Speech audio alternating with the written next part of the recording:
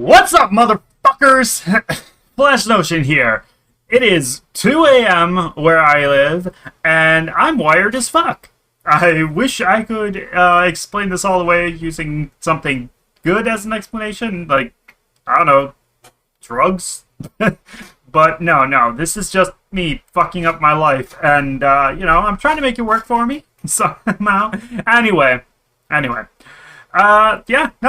This seems like a perfect fucking time to spend an hour and a half, well, actually, it's probably going to be more like 2 hours total, at least, watching a fucking My Hero movie with this VTuber model that's probably going to make my neck hurt for some fucking reason. I don't know why it is. Maybe it's just because I feel like I need to move my head around more in order to actually make expressions happen. I don't fucking know. But yeah, we're going to be watching the third My Hero Academia movie, and I am actually pretty fucking excited for this one. It's probably still not what I would want it to be, because like I have a pretty set idea of what I would want movies for anime to be, which is specifically things that you would never see in the main series. Simply because, well, that just seems like a great idea. It's an opportunity to explore side characters that people love and just do a lot of really fun, different things that don't have to fit into canon. But they could if maybe the producers, writers, whatever, wanted to. And I still say, as much as I do appreciate movie 2 more now at this point, I still say it should have been Class B on that island. Just let us see their growth that happened before Season 5. Like, how fucking epic would that have been? Regardless, just gonna take a drink real quick. Right, so this movie. I don't think I know as much about this movie. I remember we had in Season 5, even though it was a while ago, I do remember this, something about the drug, Trigger, I think it was called. The quirk-enhancing drug. And there was a shipment of it that was being taken, stolen, whatever, something to do with some European country or something like that, I think. Which, we're going to get to see a part of the quirk-having world outside of Japan, which could be interesting. But aside from that, the only other thing that I've absorbed has been that, for whatever reason, Deku gets accused of mass murder, I think, is a thing.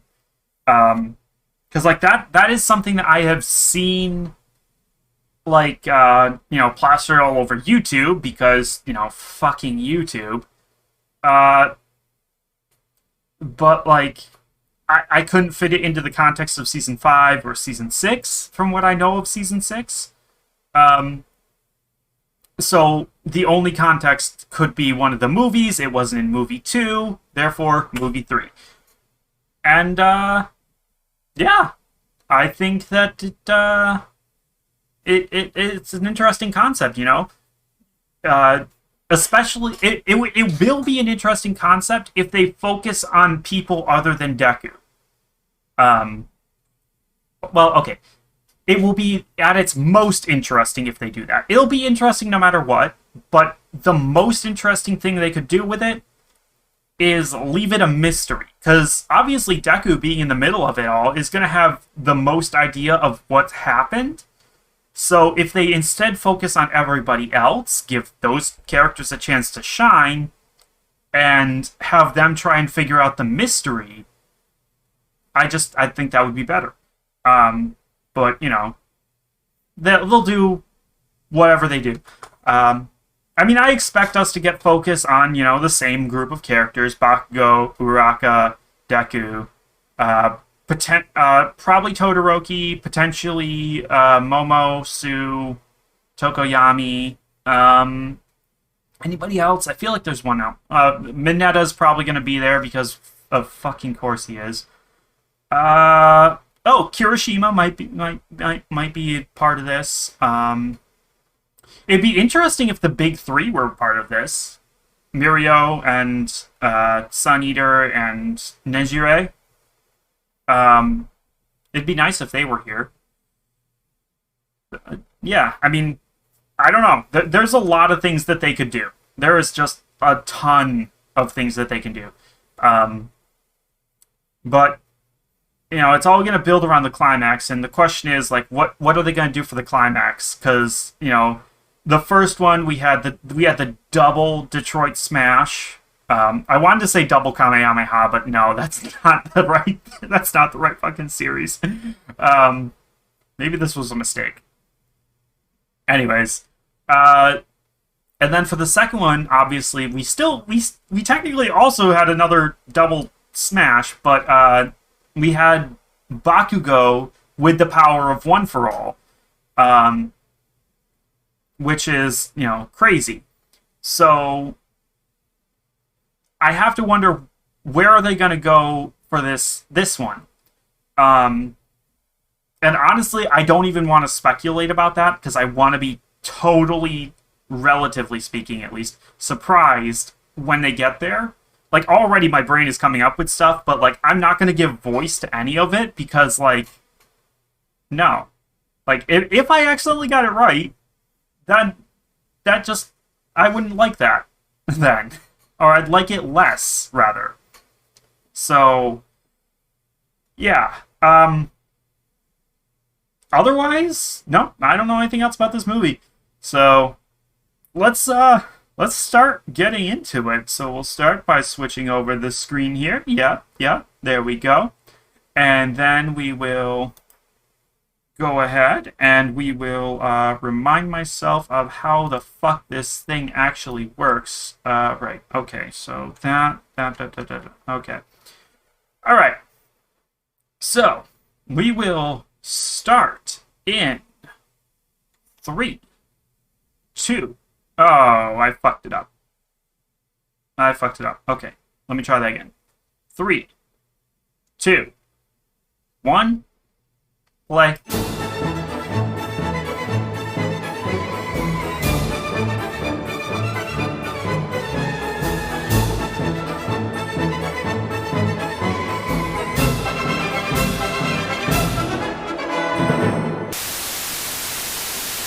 Okay. That was a hell of a film. Wow.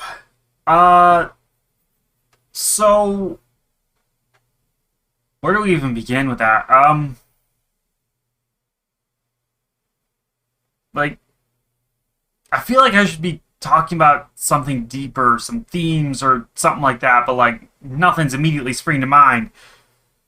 I mean, one of the things that sticks out to me most is that, like, yeah, this film got me hyped, like, right off the bat in a way that I haven't been for a while.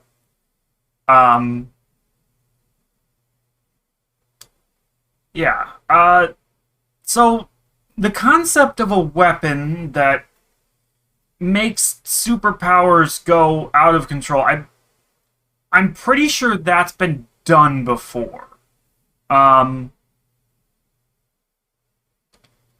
Like, most of the examples that kind of spring to mind are actually more like superpower awakening bombs rather than amplifying and driving out of control what's already there. But I'm fairly certain that there's an example out there to be had or found. And if I thought hard enough about it over probably a couple hours, an example would come to me. But yeah, just in general, like, this isn't the first time that the show has had scenes of characters not being able to control their quirks. It's specifically in season 5 we had several. We had Midoriya with when Black Whip first emerged, and we also had fuck, uh, young Tomashigaraki Tenko Shimura, right? Back when he was just a little thing, and his quirk was first appearing, he couldn't control it either, and it led to a lot of death and destruction. Um, right, so it's not like the show is a stranger to that concept, but seeing it applied on a mass scale like that in the opening, yeah, that was frankly just terrifyingly effective. In terms of, establishing the stakes, like everything about the opening of this movie was perfect. It got me hyped. It got me invested. I was there for it. Pretty much no matter where it went. Like, I mean, for fuck's sake, they took, I don't know how long, a 15-minute detour with Rhodey there before we actually reconnected it with the main plot, and it was just like, where the fuck is this going? What's even the fucking point? I mean, I thought it was just a delaying tactic. I thought it was just going to be like, okay, we're going to use this to keep Deku and the others separated and whatnot. And so by the end, they'll reconnect and use what's in the case to stop the bad guys, save the day. But no, it was more than that. There was actually a lot of layers to it. I would maybe go so far as to say that this is the best of the three movies. That's hard to say because, like, I really like the first movie. I think the first movie is a lot of fun. Maybe more fun than this one, but in terms of the writing and what the movies do with the characters and with the time, I think that this one might be better. Just objectively better. I might enjoy the first one more. I might go back and rewatch the first one more. But this was really fucking good. Like, okay, let's think about the villain here. Let's break it down. So he's a guy who was born with the ability to reflect stuff. And he reflected everything. And it's unclear whether that included, the people in his life, or if that was just, his personality at work. Was it his quirk that was repelling everyone, or was it his, personality? I'm sure if you asked him, he'd say it was his quirk, but you never know. And, there's always the question of, like, quirks' personalities being tied together. Maybe he has a repulsive personality because that's his quirk, In any case, like, yeah, number one, okay. I will say it was a cop-out to give him a limit in the final fight. It meant that they didn't have to be clever. It meant that Deku didn't have to be clever. They could just bulldoze it. Or they could just have Deku bulldoze his way through. That's all it takes. Access more of One for All's power. Go all out. That's it. No actual challenge. No actual cleverness in how the villain is defeated. That is probably the biggest weakness of this of this fight, or of this movie. I mean. Frankly, I think Bakugo got the best finisher. I mean, we'll talk more about that in a minute. I'm gonna, I'm legit gonna write this, type a little note to myself here so that way I can fucking remember. Talk about, yeah, let's just, okay, if the program would actually fucking load. Right. Talk about Bakugo's fight. There we go. Right, so Midoriya versus the villain whose fucking name I can't actually remember. We'll call him Blue Man. That was the weakest part. But Blue Man himself, with his backstory, like, yeah, I guess it kind of makes sense that he would then be like, yeah, my quirk is a curse that's made me live a life that is miserable. Not my fault. It's my quirk's fault. So, like, it kind of makes sense why he'd end up taking the viewpoint that he does. And, yeah, it's the position that he managed to get himself to, like, good God.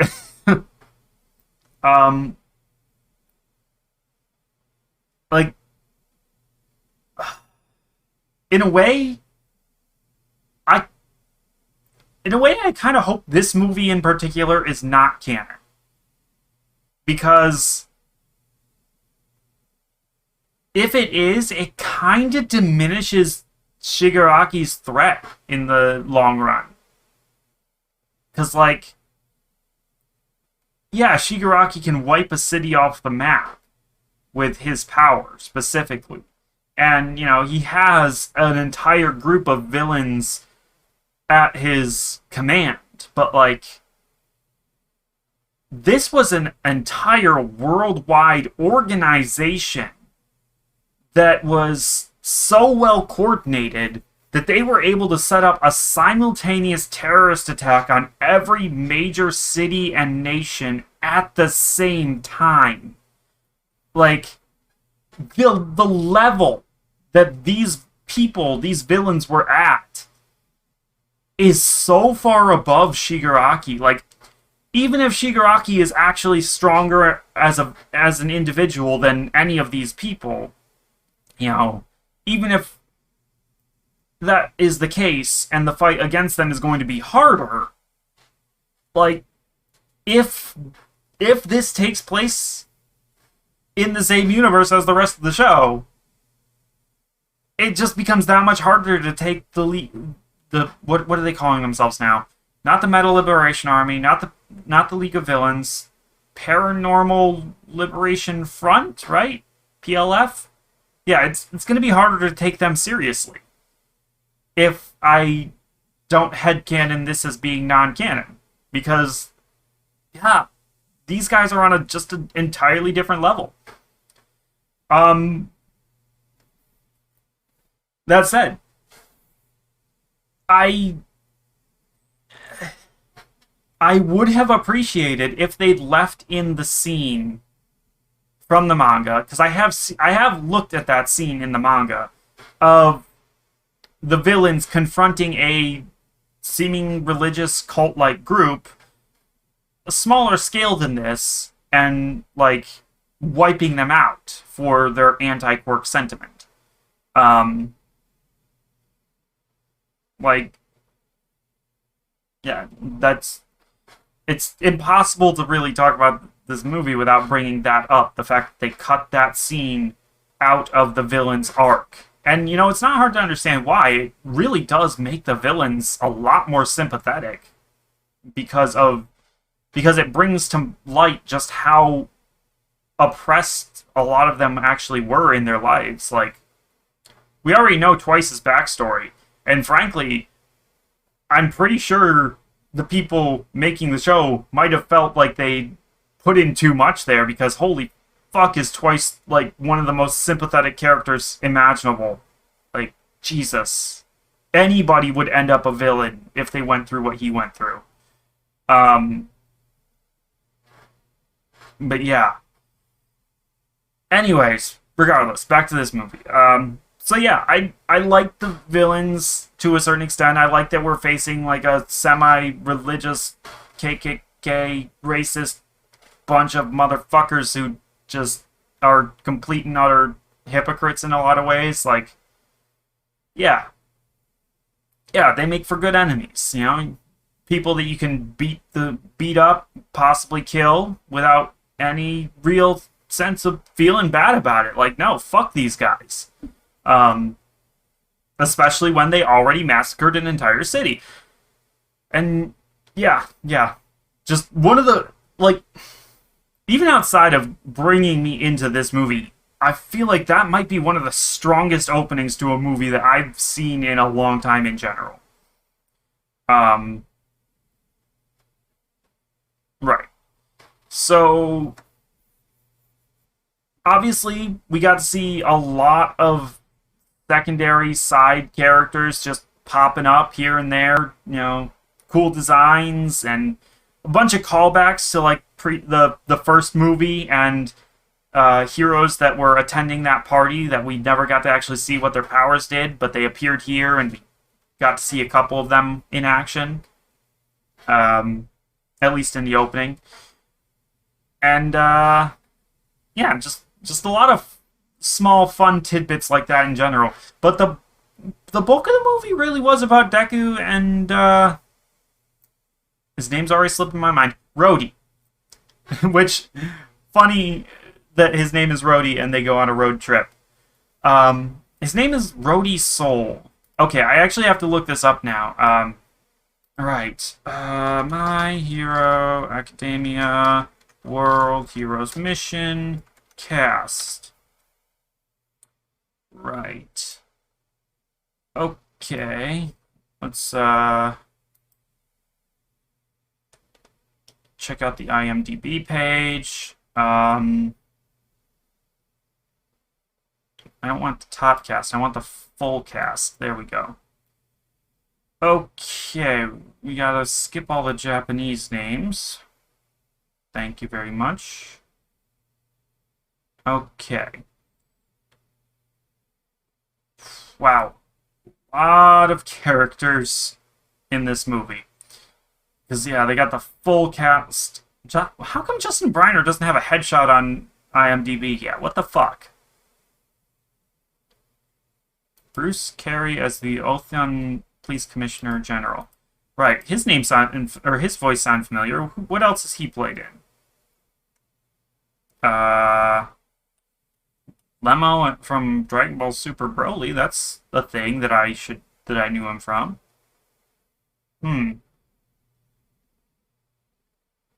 Wait.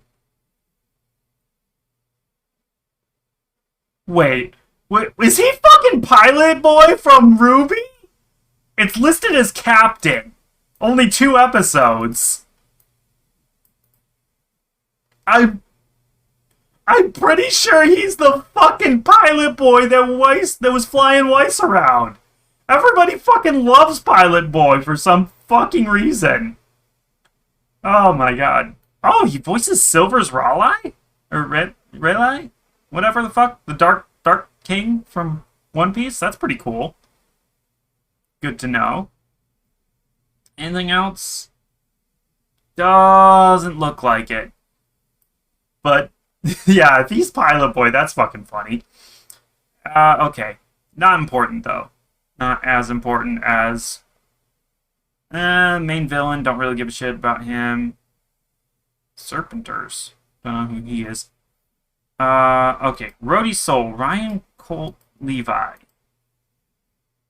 If he is the voice of Soul from Soul Eater, I'm gonna fucking flip.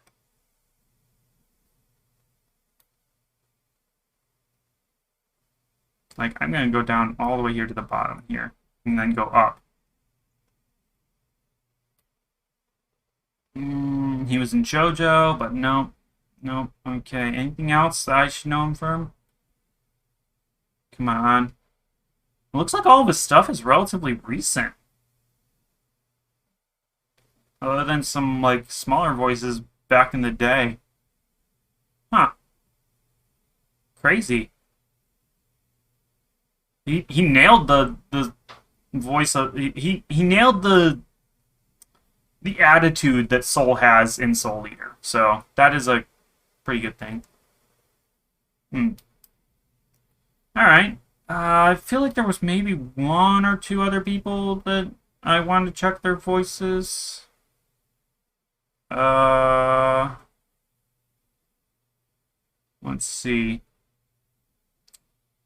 Doesn't look like they have. I don't know. Shito, I don't know who that is. Alright, well, that kind of sucks. Clairvoyance. God damn it. That fucking hero name. Wow. Alright. Okay, so the voice actor's not too much going on there. Right. So, I kind of lost track of where I was talking about. Right, Rhodey. Yeah. I like him as a character. He's kind of cool. He's a total disaster, which makes me think that the internet loved him, probably, because they usually do. Um, I also feel like there was probably a fair amount of people shipping him with Izuku, because why not? Um, which, yeah, I mean, they had a whole buddy road trip thing together that could be viewed in a certain light, and yeah, it it's a possibility for people who are like that, thinking like that. I mean, um, me personally, no, I'm not. I'm not gonna ship it. I'm not gonna think about it like that. I mean, for fuck's sake, I still ship him with Melissa. um, Melissa, it is Melissa, right? God damn it, I need to rewatch the first movie again. Dave Star. But like, yeah, Rhodey's kind of cool. His quirk is appropriately lame. Like, he said it was weird, and he downplayed it in terms of like, he didn't try and talk it up or anything like that. Yeah, no, it's fucking weird. I mean, as soon as the bird appeared, I knew his quirk had something to do with the fucking bird, but like, yeah, it's fucking weird. It's very lame. It's fairly situational. Um, I mean, it's to a certain extent, it's like a lesser version of Dark Shadow in a lot of ways, which kind of funny. But like, yeah, it's not a quirk I would personally want. Not only for the you can't lie part, but also just because like it's lame. It's so lame. You get a little bird companion that all it does is betray your own feelings. Like, no, I don't want that. Why would I want that? Oh, great, I got a little sore. Nice. That's bad. Oh. Gotta look at that later. Anyway, so yeah, but as a character, Rhodey's pretty cool. Um, I, unlike Melissa, I'm gonna keep calling her that unless I remember a different name. I don't want to see Rhodey again, honestly. No, no. I'm upset that at the end of the movie he didn't get any kind of reward at all. Like, the dude saved the entire fucking planet. he, he deserves to be lifted out of poverty. Especially since he's there somewhat unjustly in the first place. As we find out, his dad was not even a willing part of this cult. So, like, yeah, don't fucking leave him living out of a fucking, not even a trailer park. This is just like a trash heap that was turned into a living space, with a trailer plonked down in it, and having to do odd jobs for cash to support his family. Like, no, get this kid a full scholarship, nice place to live, housing on the government's money, all of it. Like, get him out of there. I don't know. Anyway, that's not really a mark against the movie itself. That's just a mark against society that doesn't reward people who deserve it. And, all that kind of stuff. I could go on, but like I'm not going to. Um so yeah, and then okay, honestly, as dark as the opening of the movie was, I think the darkest part of the movie was about halfway through when that lady just fucking killed herself. Like, Jesus Christ. That was a. Like, they showed a parachute, but I'm pretty sure that parachute was the pilot of the helicopter. That lady, the villain, the Archer villain, who was really fucking cool, she just killed herself. And it's kind of implied that she killed her companion as well. The fucking, I don't know what he was, the black ball guy. Um like she did not hold back there.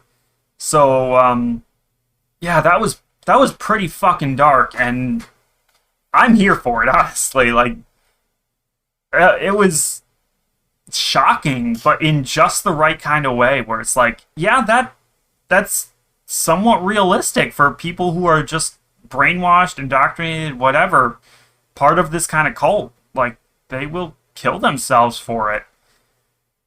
But yeah, no, that was fucked up. And then we started getting into the second half, and we got the big drawn out fight. Um, yeah, the whole Deku being blamed for murder type thing, like that. That was the advertising of that was very misleading. It made it feel like that was going to be kind of central to the plot in some way, and like, I mean, I guess it kind of was, but like, it was made out to be a much bigger deal than what it actually ended up being, which was you know, a, a lie, a straight up lie. It wasn't even like we were shown a bunch of people dying and Deku then being blamed for it. It was just like a straight up lie that was put out by these police officers to justify them going after Deku. And like, that just makes the whole aspect lose a lot of interest for me, because it's like, oh, there's nothing here. There's no substance to it, and yet it was used in so many clips, so much advertising, and I just end up not really giving a shit about that aspect at all. Whatever. Um, right. So, uh, yeah. Quark Doomsday Theory. Yeah, let's actually talk about that for a minute. Before we get to the final fights, which, yeah, mostly it's going to be about Bakugo, but like, before we get there, let's talk about the Quark Doomsday Theory, because like, we have addressed that several times, and it might not be proven yet, but like, there's a pretty strong possibility that it's true.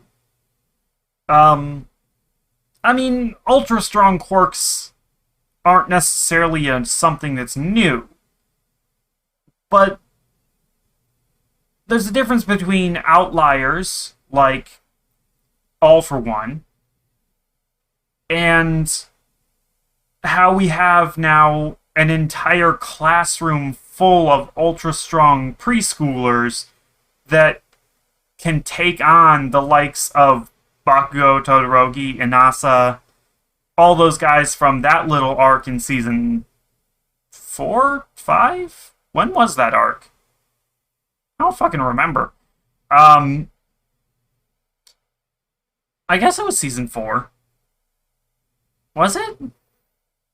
God, I can't remember.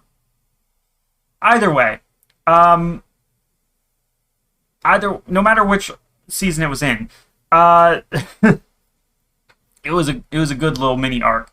Um, and the Yeah, right. So we had those kids. We have Aoyama, and there was something else as well, I think. Someone else. Oh, right. Fucking Shigaraki. Oh, and fucking Eri. Just like all these characters that we've actually seen who have extremely powerful quirks that are mutations and that they have a hard time controlling, and that they tend to cause a lot of problems with them when the quirks go out of control. So, like, they can't seriously say that there's no evidence for the quirk doomsday theory. It's just not 100% proven yet. But we've seen enough instances of ever increasing in power quirks to say that there is some logic behind it. That puts these guys from generic doomsday villain over to truly well-intentioned extremists. Which honestly makes these guys like the most interesting villains so far. Because, like, you know, the guy from the first movie, Magneto, there, you know, he was cool, but he was literally just a get-rich arms dealer type of guy. Second movie, you know, we had Nine and his group of Darwinist idiots whose philosophy got completely muddled in the movie. But here it's pretty plain. Like, these guys are legit. They believe what they believe. They think they're trying to save the world in their own way by just getting rid of quirks.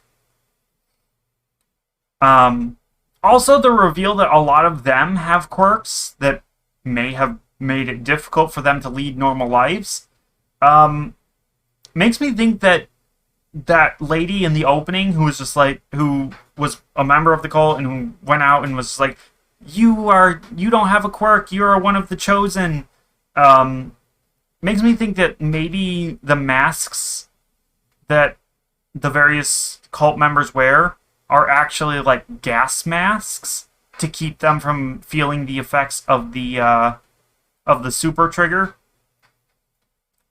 Because, yeah, how else? Yeah, no. I like the villains in this movie. I like the philosophy behind their actions. I like the inclusion of the quirk doomsday theory. I do think that,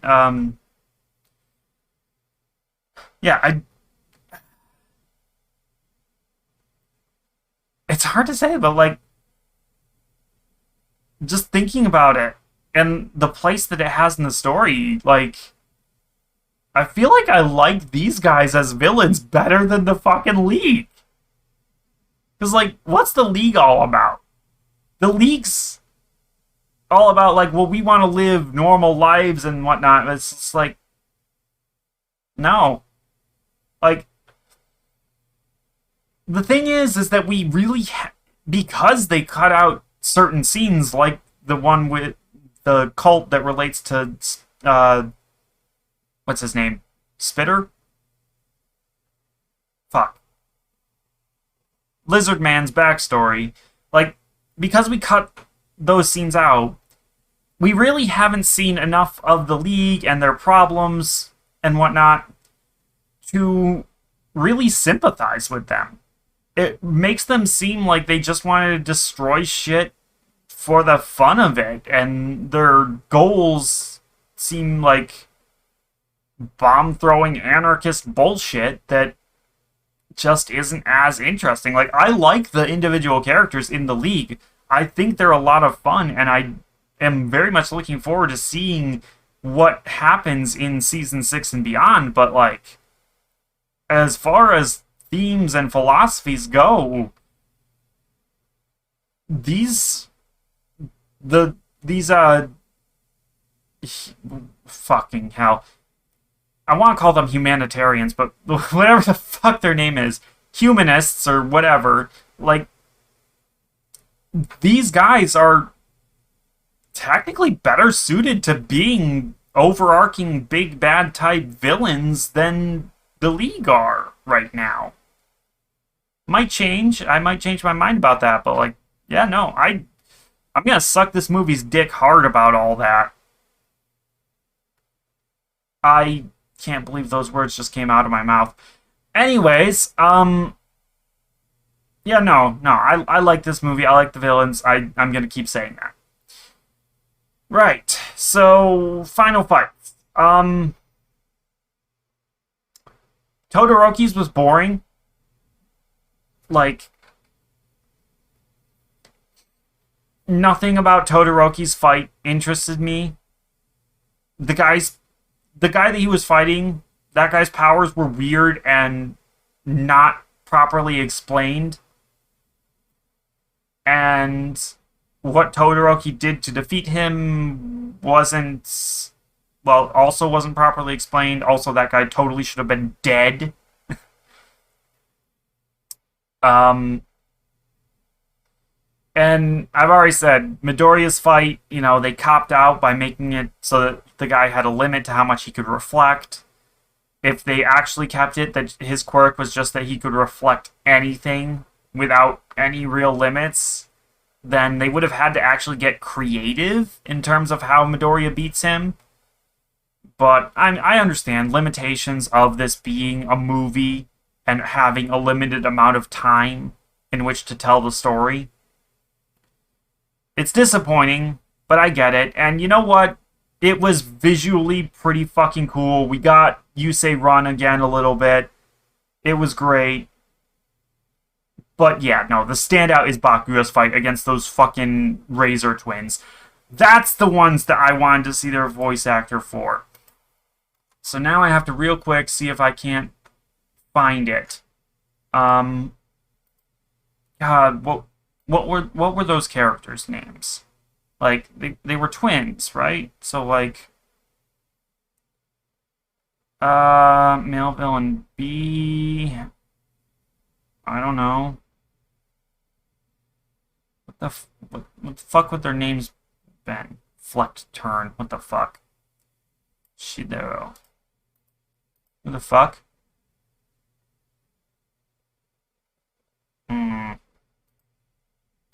Okay. Maybe it would be easier to find this on TV tropes. Let's find out. My Hero Academia. Okay. Wait, no. I want the franchise page. That's what I want. Okay. So, World Heroes Mission. Okay. Characters. Okay.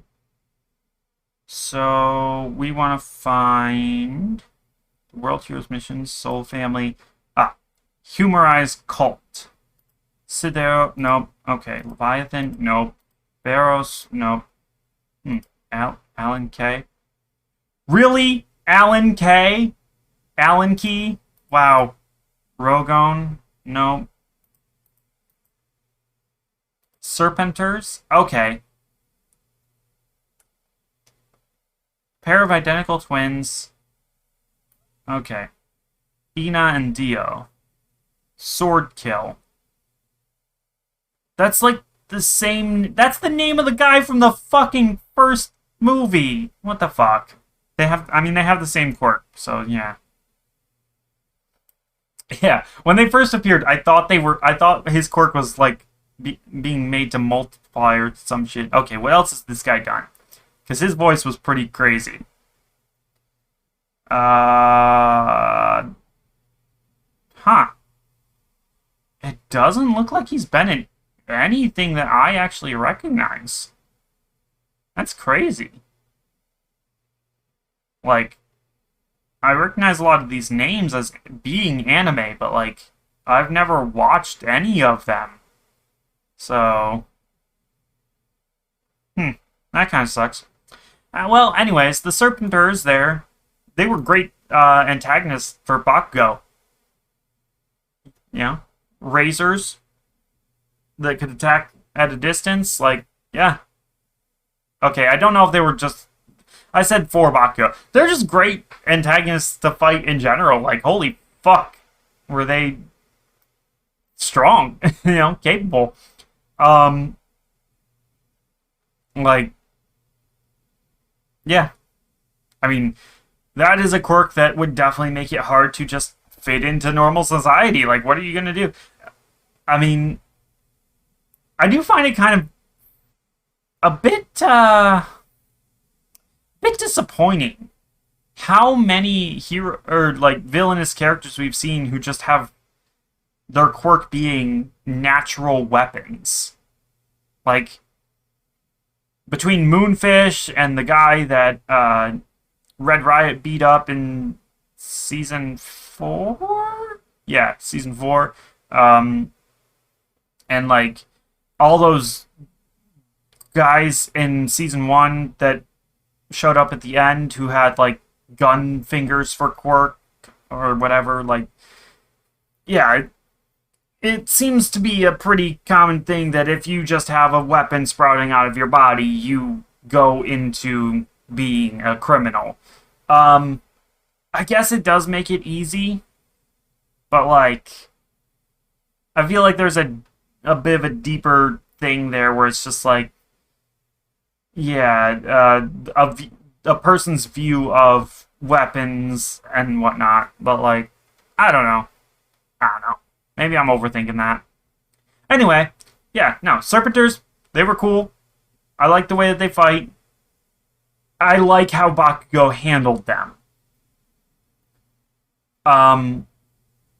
The fact that there were two of them, that they worked in perfect sync together, meant that Bakugo was actually on the defensive here. He couldn't attack one without the other coming in to fight him and leaving himself vulnerable to that. So he had to be constantly moving and dodging, and even then he couldn't quite keep track of both of them. So his first strategy was to lure them into following him as he planted a bunch of bombs without them noticing and blow the place up. That's fucking cool! I love seeing Bakugo be smart and clever and do things in ways that are unexpected. Because, well, you don't expect it. And you especially don't expect it from Bakugo. He's come such a long way as a character and in the show from how we first viewed him. And granted, a part of that is like, the author figuring out what he wanted to do with Bakugo, but like, just in general, his attitude in the first season, even in the second season, we are so far past that at this point that it is ridiculous, and I love it. But yeah, I mean, even the second round there was pretty good. Like when Todoroki said that, like, oh, this guy's on trigger, it would have been easy to assume that the Serpenters were on trigger too already, but no, they weren't yet. So they take some, and now Bakugo's got an even harder fight on his hand.